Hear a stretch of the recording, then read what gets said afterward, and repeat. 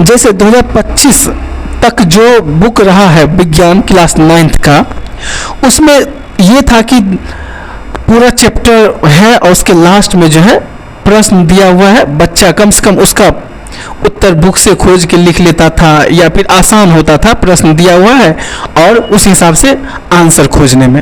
लेकिन इस बार जो बुक दिया हुआ है, इस बार का जो बुक है क्लास 9th का विज्ञान, उसका नाम तो अन्वेषण हो गया, और जब पहला चैप्टर खोल के देखते हैं तो इसमें कहीं प्रश्न नहीं दिया हुआ है। ऐसे में बच्चों को पूरा बुक पढ़ने की आवश्यकता हो जाती है। जब तक वो पूरा बुक पढ़ेगा नहीं, तब तक वो कोई भी आंसर देना तो दूर, कुछ बुक के उस चैप्टर के बारे में समझ भी नहीं पाएगा। तो पूरा बुक पढ़ना जरूरी हो जाता है।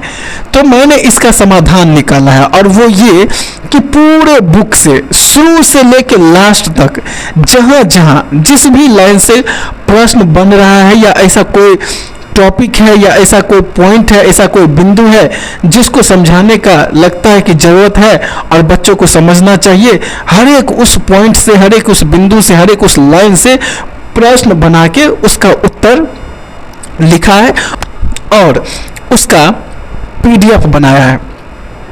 इससे बच्चों को पूरे बुक की तो नॉलेज हो ही जाएगी, साथ ही जो भी बुक से प्रश्न बनने वाला है उसका भी प्रश्न और उत्तर एक साथ मिल जाएगा। तो मैंने यही करने का कोशिश किया है। तो चलिए शुरू करते हैं। वेलकम टू मुखिया जी स्टडी जोन। मुखिया जी स्टडी जोन में आपका स्वागत है। और इस बार का जैसे देख रहे हैं क्लास 9th का जो साइंस है उसका नाम चेंज है, अन्वेषण है, और पूरा बुक भी चेंज है। ये उसका कवर है, ठीक है, मैं दिखा देता हूँ। और इसका हम लोग पहला चैप्टर शुरू करेंगे।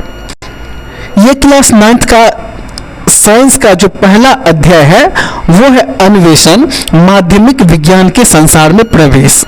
तो इसी बुक को हम लोग देखेंगे कि इसमें क्या क्या प्रश्न बन रहा है और उसका क्या क्या मज़ेदार उसका आंसर है। तो हम लोग शुरू करते हैं। तो हम लोग शुरू करने जा रहे हैं, और बहुत ही अच्छा है चैप्टर भी, और मैंने बहुत अच्छा से इसको बनाया है, क्रिएट किया है इस चीज़ों को प्रश्न उत्तर के रूप में। तो आप लोगों के लिए बहुत ही आसानी हो जाएगी। तो आप लोग को पहले ऐसा करना है कि ध्यान से सुनना है, और फिर उसके बाद क्या करना है कि बारी बारी इसको पॉज करके रोक के वीडियो को, और जो भी प्रश्न है प्रश्न उत्तर उसको लिखते भी जाना है साथ में, ठीक है। तो हम शुरू करते हैं। ये मुखिया जी स्टडी जोन है और क्लास 9th सब्जेक्ट का नाम है विज्ञान। मैंने यहाँ पे अन्वेषण नहीं लिखा है, तो उसके लिए सॉरी बोलना चाहूँगा। यहाँ पे अन्वेषण होना चाहिए। चैप्टर 1 है और चैप्टर का नाम है अन्वेषण, माध्यमिक विज्ञान के संसार में प्रवेश। सबसे पहले मैंने यहाँ पे लिखा अध्याय का आसान परिचय, ठीक है। तो देख लेते हैं कि इस अध्याय में आखिर है क्या। इस अध्याय में बताया गया है कि विज्ञान केवल तथ्यों को याद करने का विषय नहीं है, बल्कि यह प्रश्न पूछने, अवलोकन करने, प्रयोग करने, तर्क करने तथा प्रमाण के आधार पर सही निष्कर्ष निकालने का प्रक्रिया है। विज्ञान हमें अपने आसपास की दुनिया को समझने और वास्तविक जीवन की समस्याओं को समाधान खोजने में सहायता करता है। तो ये जो चैप्टर है इसका एक पूरा वृत्तांत है। एक कहने का मतलब इस चैप्टर में क्या बताया गया है, मैंने वो लिखा है कि इस चैप्टर में यह बताया गया है कि विज्ञान सिर्फ एक तथ्य नहीं है, ठीक है। यह प्रश्न पूछने का यानी क्वेश्चनिंग, अवलोकन करने का ऑब्जर्वेटिंग, प्रयोग करने का एक्सपेरिमेंटेशन, तर्क करने का रीजनिंग तथा प्रमाण यानी एविडेंस के आधार पर सही निष्कर्ष निकालने की प्रक्रिया है।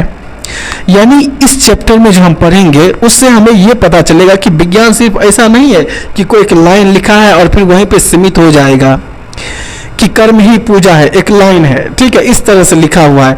यहाँ पे जो भी चीज़ें होगा उसमें हम पढ़ेंगे कि सिर्फ एक क्वेश्चन तक सीमित नहीं रह जाता है। जैसे या कहीं देखते हैं कि कुकर सीटी देता है या रोटी फूल जाती है, तो उसके पीछे हम लोग ये भी देखने का कोशिश करेंगे, प्रश्न करने का कोशिश करेंगे कि रोटी क्यों फूलता है, या फिर कुकर सीटी क्यों देता है, या फिर हम ऐसा कभी देखते हैं आसपास कि ठंडे पानी का बोतल है, एक नॉर्मल बोतल है जिसमें पानी रखा हुआ है, नॉर्मल पानी, उसमें कि नॉर्मल पानी के बोतल वैसे ही है लेकिन ठंडा जिसमें पानी था जिस बोतल में, उसके बाहर देखते हैं कि पानी की बूंदें आ गई। तो ये वहीं तक नहीं रहेगा, हमको देखना पड़ेगा, हम उस पर क्वेश्चन करेंगे, उसमें जो है एक्सपेरिमेंट करते हैं, ठीक है, कि आखिर ये क्यों ठंडे पानी के बोतल में जो बाहर में पानी की बूंदें आ जाती है, ये क्यों आती है। तो इन सारी चीज़ों को जो है हम खोज के निकालते हैं, इसका प्रमाण ढूंढने का कोशिश करते हैं। विज्ञान हमें अपने आसपास की दुनिया को समझने और वास्तविक जीवन की समस्याओं का समाधान खोजने में सहायता करता है।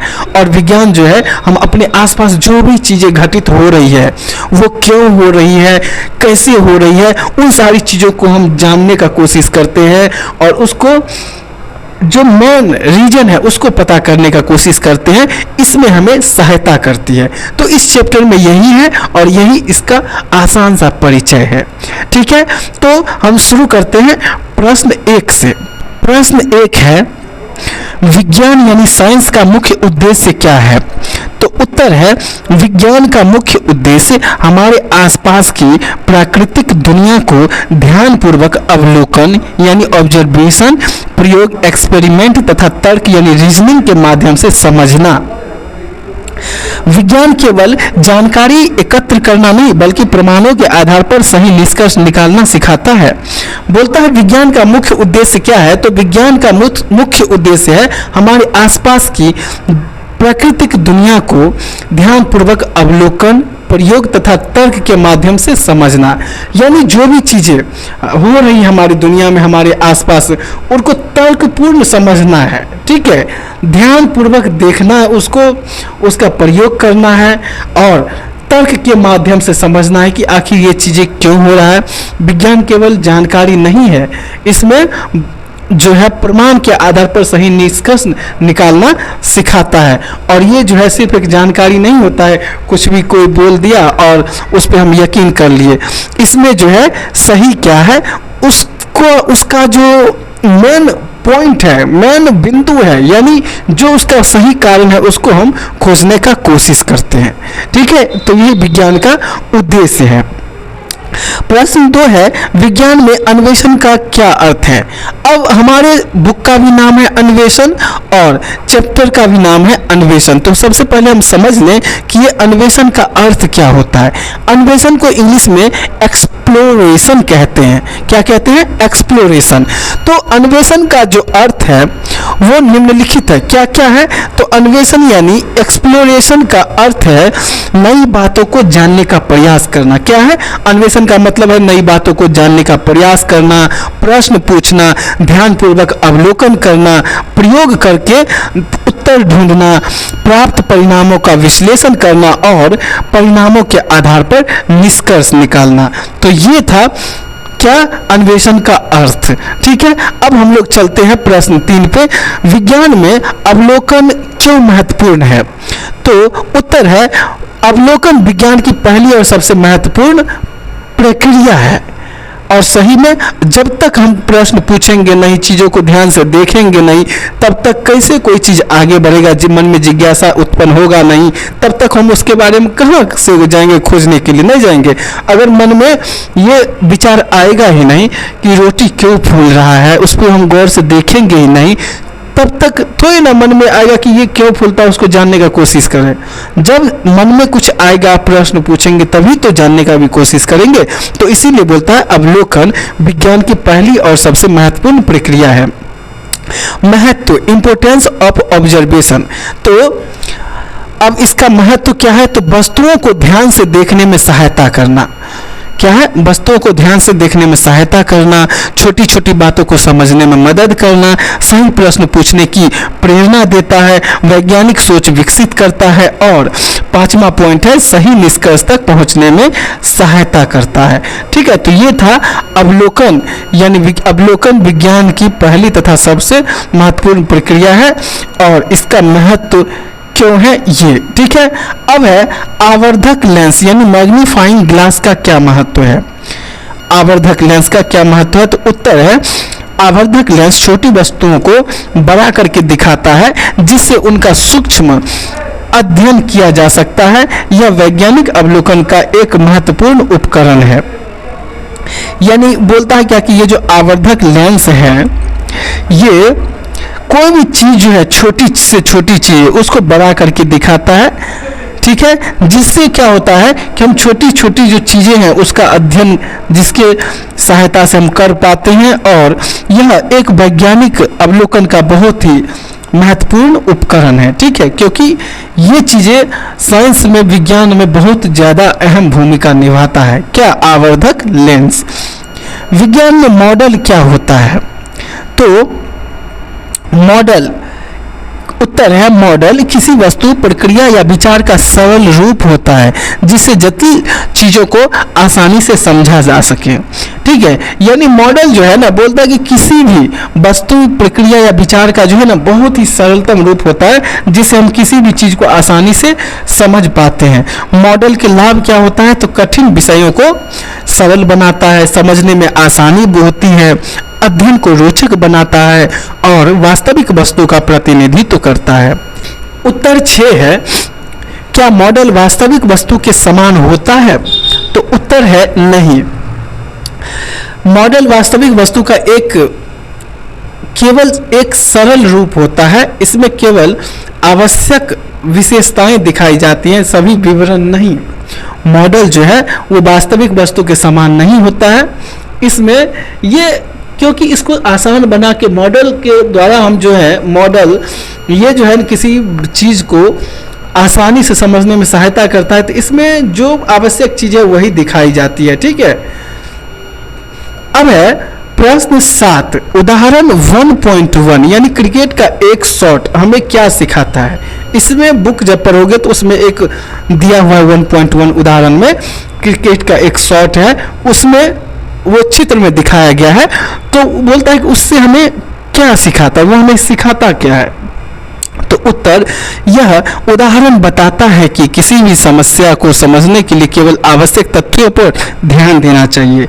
अनावश्यक विवरणों को छोड़कर सरल मॉडल तैयार करने से समस्या को समझना आसान हो जाता है। यानी ये जो क्रिकेट का एक शॉट है उसके द्वारा हमें यह सीख मिलती है, हमें यह चीज़ें सीखने को मिलता है कि हमें जो किसी भी कोई भी समस्या है उसको समझने के लिए हमको जो महत्वपूर्ण चीज़ें हैं उस पर ध्यान देना चाहिए।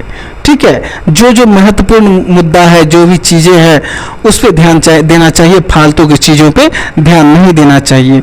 इससे क्या होता है कि समस्या आसान हो जाता है। अब है गतिविधि 1.1 का उद्देश्य क्या है, तो एक गतिविधि दिया हुआ है उसको देख लेना। इस गतिविधि का उद्देश्य विद्यार्थियों को अपने विद्यालय से घर तक के मार्ग का मॉडल बनाना तथा यह समझना कि मॉडल में केवल आवश्यक जानकारी शामिल की जाती है। ये जो एक 1.1 गतिविधि दिया हुआ है एक्टिविटी, इसका उद्देश्य यही है कि विद्यार्थी को अपने घर से, विद्यालय से घर तक के मार्ग का मॉडल बनाना है तथा यह समझना है कि मॉडल में केवल आवश्यक जानकारी शामिल की जाए, अनावश्यक चीजें नहीं। विज्ञान में प्रश्न 9 है, विज्ञान में विशेष शब्दों यानी साइंटिफिक टर्म्स का उपयोग क्यों किया जाता है। तो उत्तर है, विज्ञान में विशेष शब्दों, प्रतीकों तथा संकेतों का उपयोग किया जाता है ताकि सभी वैज्ञानिक एक ही अर्थ समझे तथा भ्रम की स्थिति में न हो। यानी विज्ञान में जो भी विशेष शब्द, प्रतीक और संकेत का प्रयोग किया जाता है ताकि सभी वैज्ञानिक बोलता है कि एक ही अर्थ समझ सके। ठीक है, कोई भ्रम में नहीं रहे, कोई कुछ अलग अर्थ निकाल रहा है, कोई कुछ अलग अर्थ निकाल रहा है, ये चीज़ नहीं होना चाहिए। इसीलिए इसमें जो है विशेष शब्द हो, संकेत हो, प्रतीक हो, इसका प्रयोग किया जाता है। प्रश्न 10 है वैज्ञानिक परिचय यानी साइंटिफिक पर्सनालिटी मेघनाद साहा कौन थे। यहाँ पे वैज्ञानिक, एक वैज्ञानिक का नाम है मेघनाद साहा, उनके बारे में बोल रहे कि वो कौन थे, उनके बारे में परिचय देने के लिए। तो मेघनाद साहा भारत के प्रसिद्ध वैज्ञानिक एवं खगोल भौतिकविद थे। उन्होंने तारों के तापमान और उनके वर्ण क्रम के अध्ययन में महत्वपूर्ण योगदान दिया। उनका साहा आयनीकरण समीकरण विश्व भर में प्रसिद्ध है। ठीक है, तो ये उनके बारे में कुछ छोटा सा परिचय था। अब गणित और विज्ञान, ये एक टॉपिक है, उसके बारे में हम लोग पढ़ेंगे। तो ये हम लोग अगले वीडियो में पढ़ेंगे। ठीक है, देखो इसमें टोटल कितना क्वेश्चन आंसर बना है तो मैं बता देता हूँ। इसमें टोटल जो है 35 है, तो मैं आज 10 बता दिया हूँ, अगले दिन 10, ऐसे करके मैं बता दूंगा। इससे आसान रहेगा, वीडियो लंबा भी नहीं बनेगा और जो है चीज़ें आसान हो जाएगा। तो तुम लोग जो है एक एक करके जितना मैं बताया हूँ उसको लिख लेना और पढ़ना। तो अब इसके आगे नेक्स्ट वीडियो में हम लोग देखेंगे। तब तक के लिए टाटा बाय बाय।